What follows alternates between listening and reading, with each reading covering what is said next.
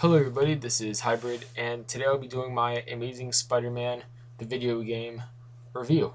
So, just so you know, fair warning I guess you could say, there is going to be only one picture up for the whole video, maybe two depending on how it is.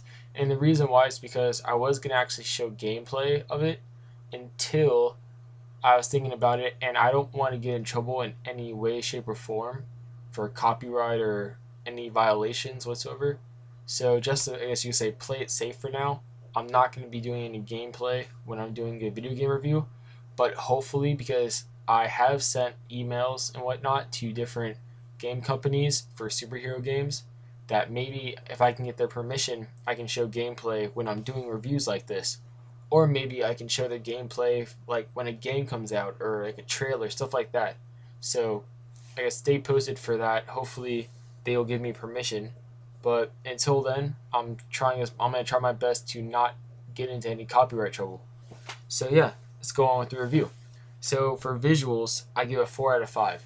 And the reason I do that is because of the fact that obviously Spider-Man looks great because that's the main focus there, and I can really tell Beanox put a lot of time into this game. I heard it's roughly around 2 years or so in development.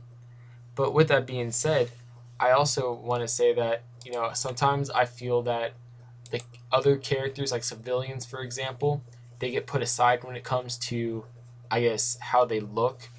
So with that being said, a lot of them looked very odd looking, you could say.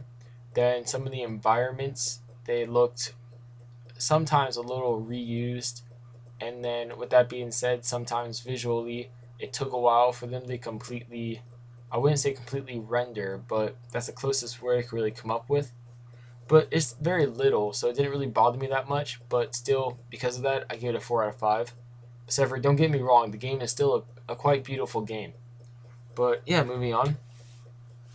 Audio, I give a 5 out of 5.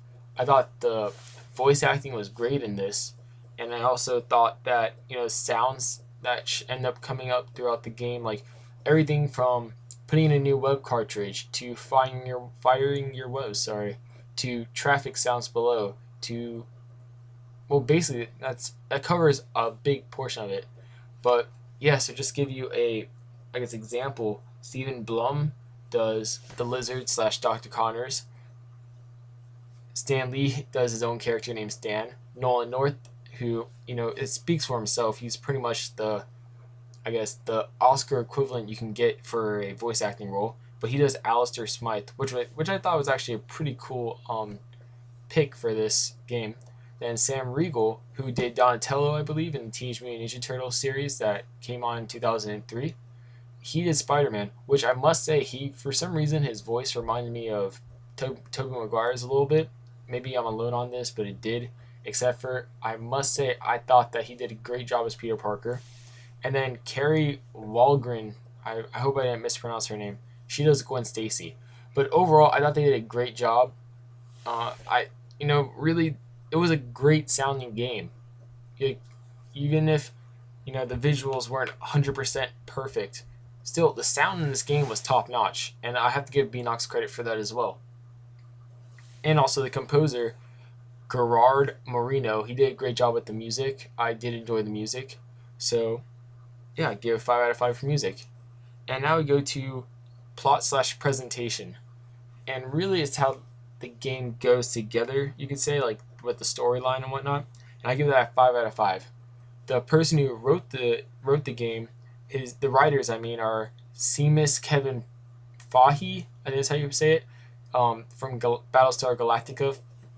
And also another writer is John Sirhillen, and basically they wrote a great game.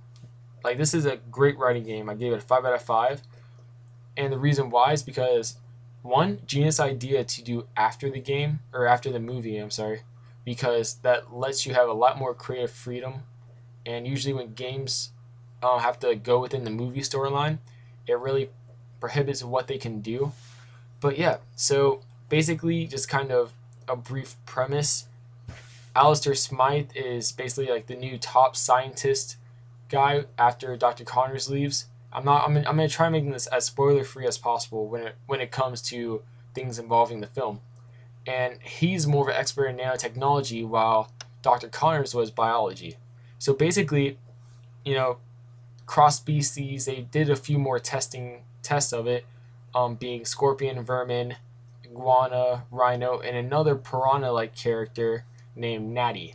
So with that being said, starts off you and Gwen are in Oscorp visiting basically, but since Peter's considered a cross species in his own way, basically when a cross species and it I guess senses another cross species nearby, it goes ballistic. So when Peter is in the Oscorp building, surrounded by all the other cross species, they just kind of went crazy and broke out. So that's basically what causes the havoc. And then from there, you have Alistair Smythe to kind of combat him. He makes these cross species hunters, which later on become Spider Slayers. After he develops a kind of personal grudge towards Spider-Man when a failed antidote, because what happens is, especially for vermin, as a rat, I guess, they have a virus, like a cross-species virus, and so basically throughout the game, you're trying to make a cure for the virus. And with that being said, a lot of people get infected in the city, and while they get infected in the city, Alistair Smythe is one of them. Gwen Stacy is also another one of those people. And yeah, so basically you're trying to make a cure. You end up getting a cure. Uh, Alistair Smythe takes a kind of prototype to the cure, you can say, or first phase that wasn't tested properly. So with that being said, he ends up losing his legs that way and develops a personal grudge against Spider-Man. And yeah, so overall, I thought it was a great plot. There's obviously much more to the plot than what I said, but just for the sake of time and for the sake of not spoiling it all for you, because there are some things you might not expect to happen that happen, I'm just not going to go in too deep. But yeah, 5 out of 5 for that, all the way. Then we go to gameplay. I give a 9 out of 10 for gameplay. I thought the gameplay in this game was very fluid. A lot of people compare the combat and whatnot to Arkham City, but I tend to disagree. Like, yes, it's similar to a degree, but then again, isn't it similar to Spider-Man 3 as well? Because they take very simple things, like one button's to attack, one button is to dodge, one button is to web, and one button is to jump. So really, how much copying can you get off of that? Because that's pretty basic right there itself. But yeah, I thought they did it very well. I liked how they incorporate the whole webbing with it as well. I liked how they did the combos. Except for the reason I don't give it a 10 out of 10 really is because for the gameplay, I feel at times they really were pushing their whole web rush thing at you. So they made it a little too dependent, I think, on web rush at times. Like, not a lot, but then again, like some missions, especially near the beginning of the game, I just felt that they are really making it so unless you use web rush, you won't be able to complete the mission. And really, I didn't like that all that much at times, but overall, I got over it because it was very little, and there was very little times that you had to use web rush to basically get through your obstacle. So yeah, overall 9 out of 10 for that part.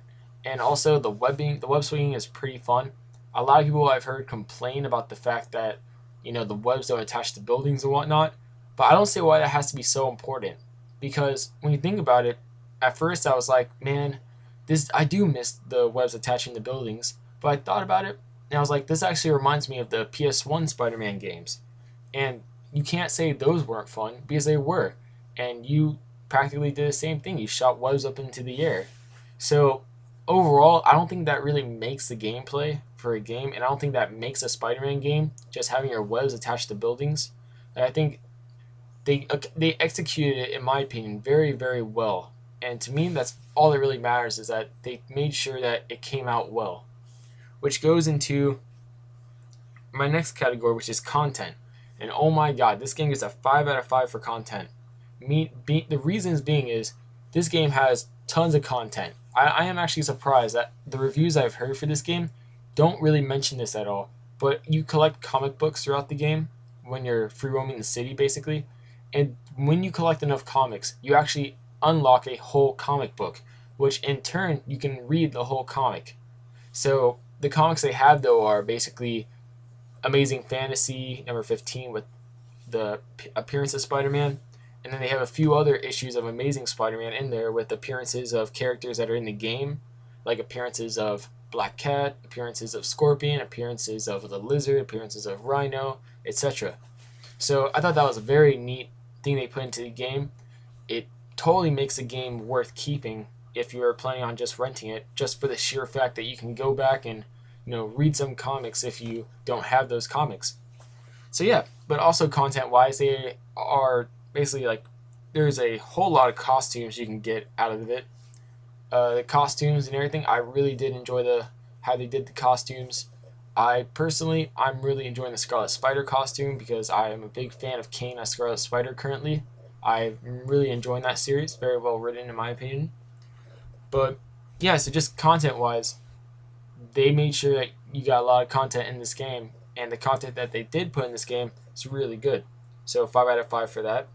And then enjoyment of this game, I would give it a 9 out of 10. Because, actually, no, slash that, a 10 out of 10. Because I enjoyed this game a crap ton. I caught myself actually losing track of time. I played this game for a big amount of hours straight. Almost forgot that I have other things to do throughout the day because I was playing this so much. So, yeah, 10 out of 10 for enjoyment, which gives it about a 94-95% on my scale. And basically, if I can just flat out, plain and simple, summarize what I think about this game in one sentence, it is a fan favorite Spider-Man game. Or I guess another way you could say it would be, this is a Spider-Man game we've been waiting to play for a while, ever since practically Spider-Man 2 and maybe Spider-Man 3, depending on your feeling of that game. The reason being because it has everything you liked about the Spider-Man games, essentially, with Beenox's signature taste to it. So if you have played Shattered Dimensions and if you have played Edge of Time, you will see some things from that game come into this game, but you will also see very lovable things from Spider-Man 2, Spider-Man 3, Spider-Man Web of Shadows, and those things also put into this game. So overall, this game is a great game. I highly recommend you get it, especially if you're a Spider-Man fan. I do not recommend, though, you get it if you are afraid of spoilers before the movie comes out.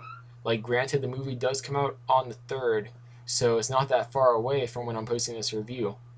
But still, just spoiler alert, you're playing this game, you will be spoiled. But yeah, that's my review of it. This is Hybrid, and if you liked my review, I have a bunch of other reviews, I have other videos, really cool stuff, all comic book related. At least in my opinion, it's cool stuff. But it's all comic book related, so go check it out if you're a fan of comics. Then subscribe to my channel if you want more comic book stuff. Like the video if you liked it, and basically comment below what you thought about the game if you played it, or what you're thinking about the movie when it comes out. So yeah, this is Hybrid, and see you later.